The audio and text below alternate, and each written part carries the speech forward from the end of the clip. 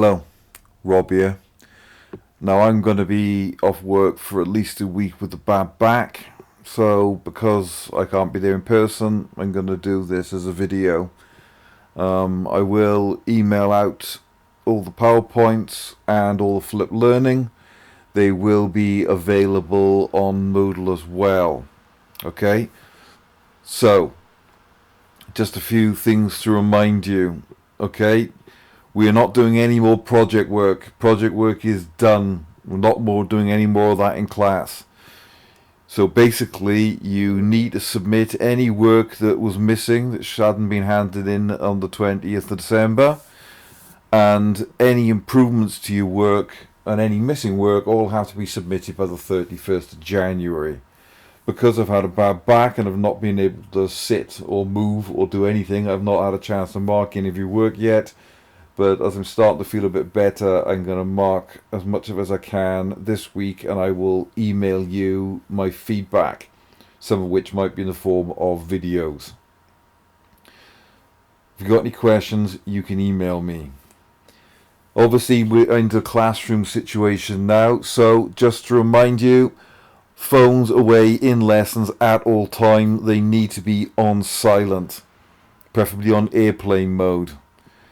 You will sometimes need your phones for certain things like Kahoots. If you haven't got the Kahoot app, you're going to need to download them. We are going to be doing it regularly.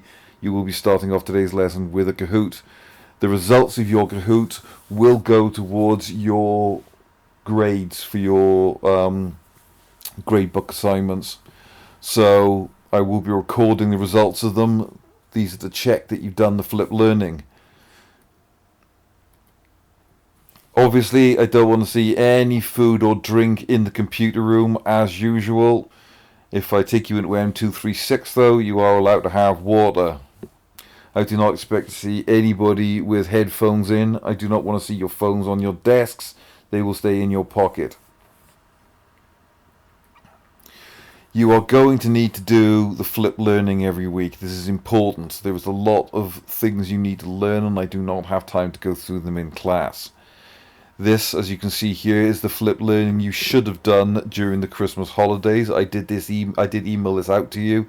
You should have done this flip learning, which is in this column here. I've sent out the entire scheme of work to you, telling you what we're doing every week from now until the exam. This is columns what we're doing in class. This columns what homework and deadlines you should have to be handed in. It's all color coded. Yellow is flip learning. Pink is what we're doing in class, green is homework, blue is deadlines. Obviously, you are going to need to be using your study periods. So, if you've not done all of your project work yet, or you need to make improvements, you need to be using your study periods and support sessions. I will be emailing you back feedback when I'm actually well enough to be able to mark it. You are going to be assigned to support sessions, which is obviously here on a Wednesday. If you've got any outstanding work missing, or if you've got any work that does not meet your minimum target grade, I have emailed out before Christmas a grid showing all the work that's missing. When all of those pieces of work are handed in from last year, when all of those pieces of work meet your target grade, then you don't have to come to support sessions. Until then, you do. There will be seating plans. Regularly, I will be moving you around. You will be peer marking each other's work. You will be doing lots of group work. You will be given study buddies. This is not a whim. This has been proven to improve results by between 1.5 and 2 grades. All of the resources you need will be on Moodle, so you need to be checking this at least once a week, but preferably more regularly than that. You also need to be going on to our YouTube channel, which as you can see is TLC Media Studies. A lot of flip learning videos will be on there. They will be ones that either I have made or ones I found that other people have made, but you need to watch them. It is very important. That's the web address. This QR code will take you straight there if you scan it. You're going to need to be doing graphic organizers. I will be providing you with some handouts. Some of them you can be making your own. Again, this has been proven to improve results by 3 grades. You are going to need to have a folder, and you are not going to need to keep it tidy.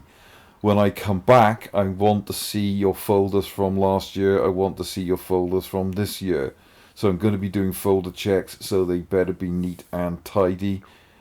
Senior management are going to be coming around and checking people's folders soon, so they better be kept tidy and up to date.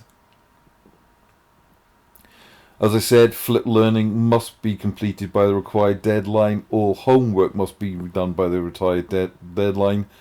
Obviously, I'm not doing homework out of spite or because I enjoy marking it, but because I need to check that you understand things. I will not be giving you grades for your homework. You will only be getting goals and medals. I will be recording a grade, I just won't tell you what it is. You will only get grades from the gradebook assignments. You will, however, be giving each other grades when you peer mark each other's work. These are the old grade boundaries. As you can see, an A star was 90, an A was 80, a B was 70, a C was 60, a D was 50, and E was 40. Anything below that was a fail. Now, in the last exam, the grade boundaries have changed, which is why your minimum target grade this year may be better than it was last year. As you can see, at the moment, an A star is 80%, an A is 71%, a B is 59%, a C is 47%, a D is 36%, and an E is 27%. Anything less than that is a fail.